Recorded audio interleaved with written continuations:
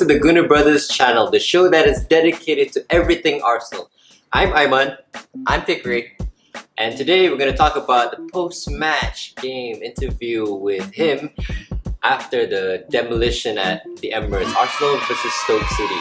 So first and foremost, Fikri, what do you think of the game, results-wise? Well, it was quite a let-off, I think. Let-off? Yeah, 3-0. I think the end result was definitely not reflective of the whole game. Right. Let's just talk about the first contentious point. Mm-hmm. The first penalty on the first penalty on Ozil. I think it's a very tough call from the ref. Yeah, I agree. Most of the time, that might not be given. But at the end of the day, we were lucky to get that because that really opened the floodgates. Yeah, letting us score the second goal by Aubameyang after his first penalty, and then lastly the shove on Lacazette, which was unnecessary. But yeah, when he luckily took that, and Lacazette gave that away to Aubameyang gave that away to Lacazette. Yeah, that was interesting. And claimed 3 points for us. So yeah. Alright, but let's rewind a little bit. Let's talk more about the first half instead of directly going to the second half. So what do you think about before the floodgates were open? How are we in the first half? Alright, so the first half was very bland, I think. The first 20 minutes we had some opportunities. Yeah. But majority of the first half, I think both teams weren't creative enough and we weren't fluent enough. There was no urgency at all, you know. Yeah. So yeah, I mean, it looked like both teams didn't do anything. It's not so much more of it was a tight game in the first half. It was just two teams didn't look like they turned up. So. Yeah, I mean, passing wise, we couldn't. Our defense couldn't even pass the midfield. We kept losing the ball. Stoke kept pressing us. Yeah, we definitely did. Even when we did, in the final third, we kept losing the ball again. Unnecessary passes by especially Ozil and Wilshere, just giving the ball away. So yeah, I mean, even the crosses weren't great. By sound a little frustrated by that. Yeah. All right, if that's the case, so fast forwarding to after results, let's talk about the tactics involved. So what do you think in terms of what happened versus what could have happened in the game? Well, I mean, okay, based on the preview, our preview, you give a 2-1 prediction, right? Yeah, I did. Yeah, I mean, it was a win, we'll take it. But lineup-wise, I think, formation-wise, I think you got it still the 4-2-3-1 at home. Lineup-wise, we did mention earlier that Koscielny had a chance to not play, but and which came true. But we didn't expect Ospina to play because Czech picked up a training injury. That was not expected at all. So otherwise, the only difference is El Neni for Xhaka, right? Apart from that, everyone. Oh, sorry, Welbeck instead of Mkhitaryan. So I think in Wenger's mind, the CSK Moscow game it is important, right? It's very important. Yeah. So he rested some of the players like Mkhitaryan and Iwobi and what's his name? Kolasinac. Not just Kolasinac, but Xhaka. So yeah. So tactic-wise, I think he did go a lot more defensive than we expected. Yeah. Right? Yeah. So because of that, that resulted in the lack of fluency, especially in the midfield, and the connection between the midfield as well as the defense. Yeah. You can see, the combination between El Neni and Wilshere wasn't very fluid. Fluid. They didn't seem to be very comfortable. With each other. They didn't at first, but so there was no support for Welbeck and Ramsey and Aubameyang. I mean, Aubameyang had to keep going to the right wing just to get the ball. So, yeah, he did. He couldn't get the service that he wanted. Yeah, and Welbeck played a terrible first half. We'll talk about that in a while. But okay, so in terms of impact of the subs, what do you think when Mkhitaryan came on, right? And then Xhaka came on. and then of course have Actually, Mkhitaryan. Lacazette came on first. Yeah, Lacazette came on first. I think- and then Ram. Yeah, I think the sub for Lacazette with Welbeck, that was a good sub because it really allowed Aubameyang to receive the ball and attack the players. I mean, right after Lacazette came on, you see the through ball from Ozil, which gave opportunity to Aubameyang through on goal, Yeah. which he failed to chip the ball. Right. Mhm. I mean, that was the first clear cut opportunity basically, and it just goes to show that Aubameyang is also dangerous on the wing because of his speed, right? Yeah.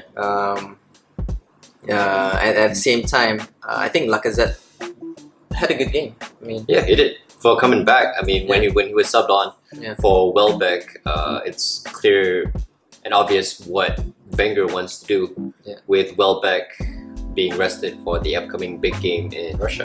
yeah, So that's a good one. Yeah, well, maybe.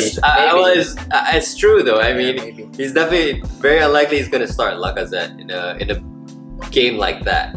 Yeah. Where it's gonna be very hectic for him to Right. just But I come think up, I think I'm just glad to have Lacazette back and yeah, definitely. have him put a goal away, even though it's a penalty. I think that after he put that penalty away, you can see the confidence in him. You know, he just started taking on players.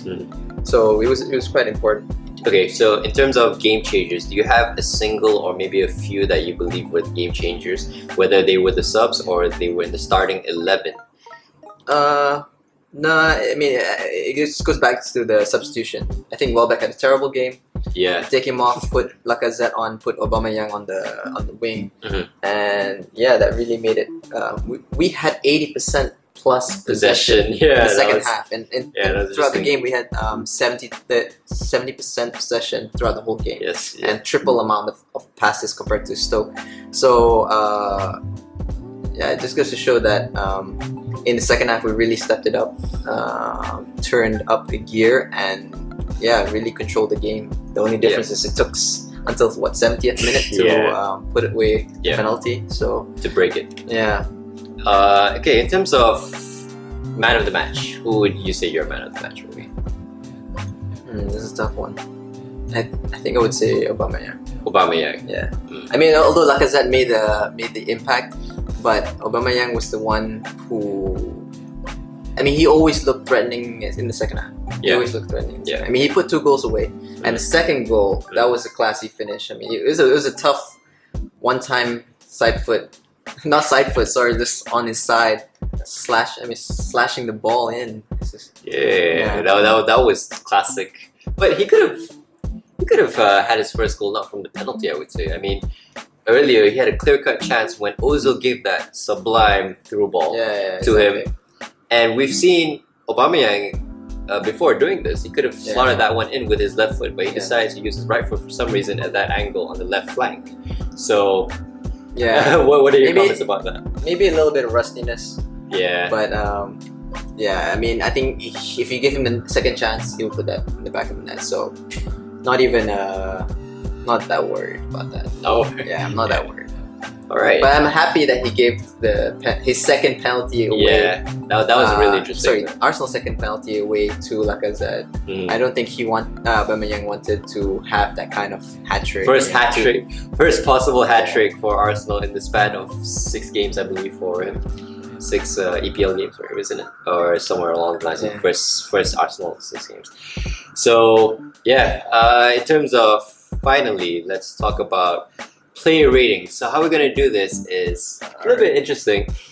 Usually there are people out there that would usually do the 1 to 10 out of 10 or out of 5 stars. But we decided that we're gonna be a little bit more creative and we're gonna use FIFA cards because it seems like a lot of people know how FIFA cards work. We have gold cards, silver cards, and bronze cards. So what we're gonna do is we're gonna ask Fikri his player ratings and we're gonna ask him how he feels they would be if they were in the weekend's update for FIFA ratings. So let's start off with Ospina. Your ratings for Ospina. All right, so since it's in multiples of 5, right? Basically. Yeah, how we're gonna work is we're gonna do it in multiples of 5, Yeah, so it's and a easier. maximum of like 95. out of 100, basically 100. Yeah. All right, so since FIFA ratings, we'll start with Ospina. Yeah. I'm giving Ospina a 6, despite 3-0 clean sheet. A 6. Sorry, 60. Giving Ospina a 60. Out of 100. I was Yeah. like, what? Yeah, despite the clean sheet, I think he didn't have much trouble at the goalpost. He flapped the ball and nearly caused. From a corner, he had a lot of difficulties. He flapped the ball and missed the ball completely. And luckily, which led to an Arsenal break. And then again, what's his name? What's the midfielder's name?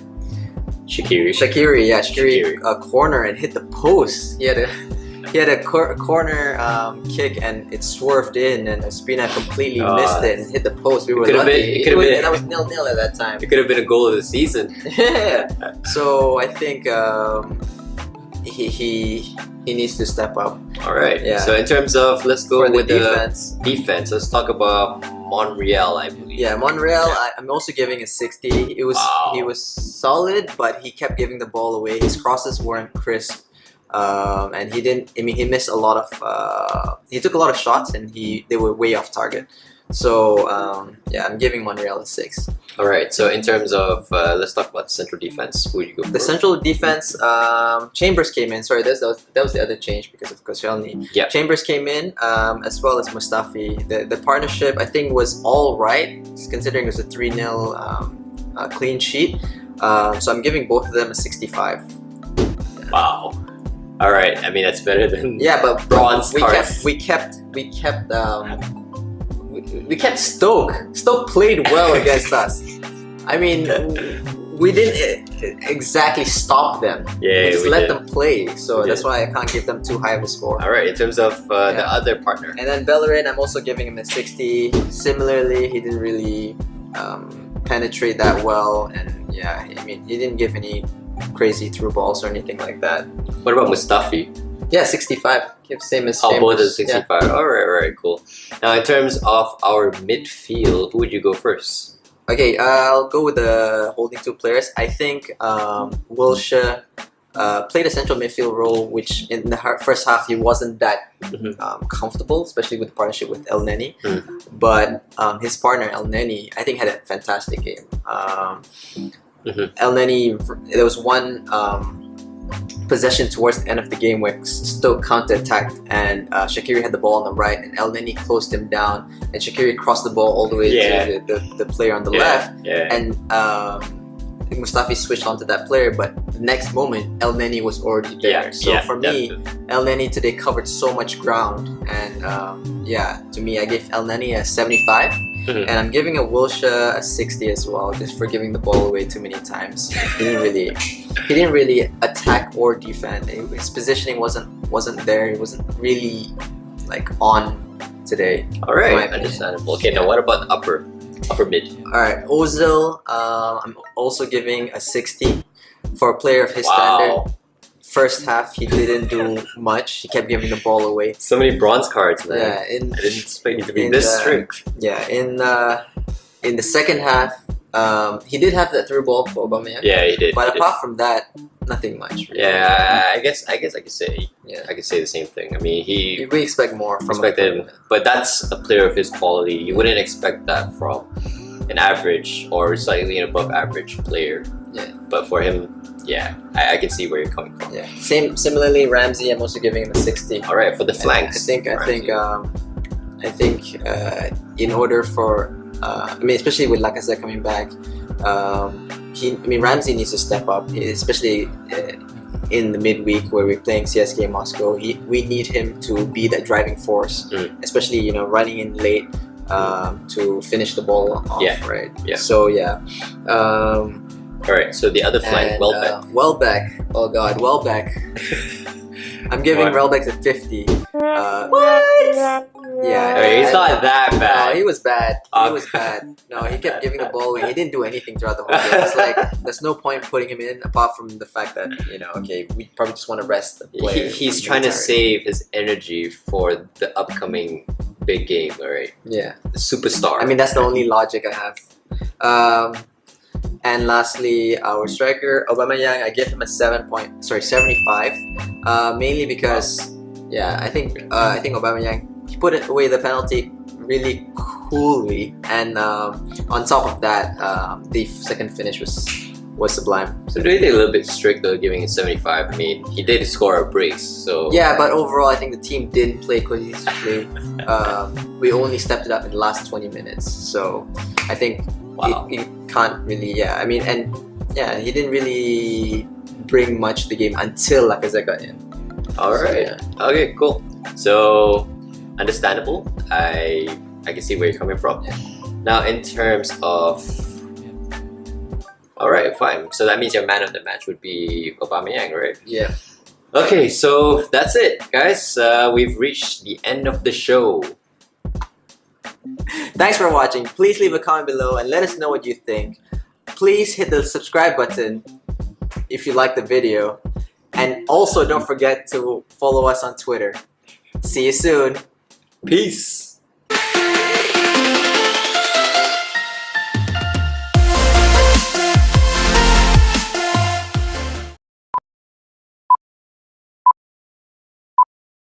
Thanks for watching. Please leave a comment below and let us know what you think.